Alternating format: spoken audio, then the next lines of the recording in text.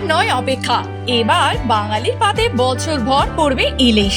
আর করতে হবে না শুধুমাত্র বর্ষাকালের অপেক্ষা, সব ঋতুতেই পাওয়া যাবে ইলিশ মাছ।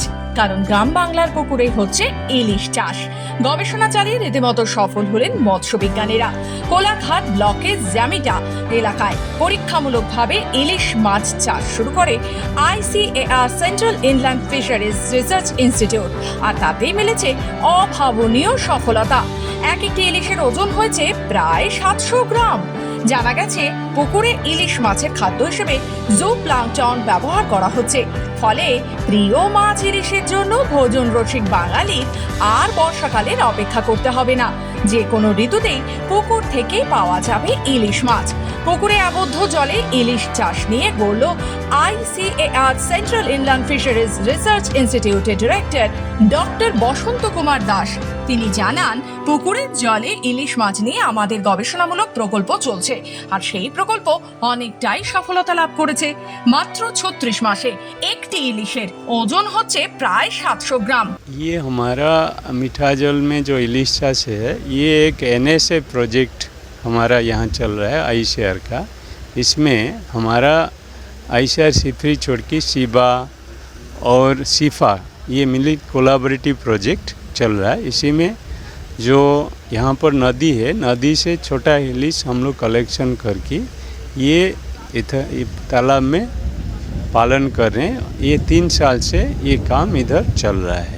কেন্দ্রীয় মৎস্য গবেষণা সংস্থার দাবি, পুকুরের জল ইলিশ মাছ চাষ ও মাছের প্রজনন ঘটানো অনেকটাই সফল। ইলিশ মাছ অত্যন্ত ধীরে ধীরে বড় হয়, ফলে সময় লাগে অনেকটা। সেই জায়গায় পুকুরের ইলিশ মাছ প্রায় 3 বছরের মধ্যেই ভালো বৃদ্ধি পেয়েছে। না, এরকম আনন্দের কথা যে ইলিশ মাছ আমাদের পুকুরে চাষ হচ্ছে।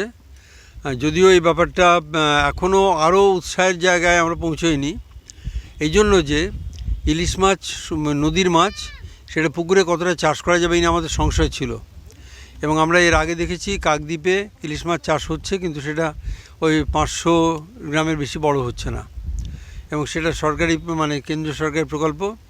কিন্তু এখন আমরা চেষ্টা করছি এটাকে ভালো করে করতে এবং সুন্দর করে গুছিয়ে করতে।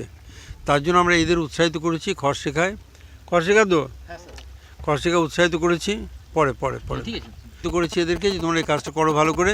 এবং আমাদের দপ্তর এবং সেন্ট্রাল গভর্নমেন্টের যে ইনস্টিটিউট তাদেরও, ওরাও সবাই সাহায্য করছে আমাদের, যে সব মিলিয়ে যদি জিনিসটা ভালো করে করতে পারি আমরা। তো আজকে নেটিং করে দেখা গেল প্রায় 200 ইলিশ হয়েছে, কিন্তু সময়টা লেগেছে প্রায় 1.5 বছর। এইটা আমাদের কাছে একটা চিন্তার ব্যাপার। এবং আমাদের গবেষণা করে আরও দেখতে হবে যে ইলিশ মাছ আরও কম সময়ের মধ্যে কী করে ভালো করে করা যেতে পারে। বলা যেতেই পারে, বিজ্ঞানীর এই সাফল্যে বাঙালির ইলিশ প্রেম এখন আরো গভীর হয়ে উঠল। পূর্ব মেদিনীপুর থেকে রাজীব নন্দী রিপোর্ট, খবর বাংলা।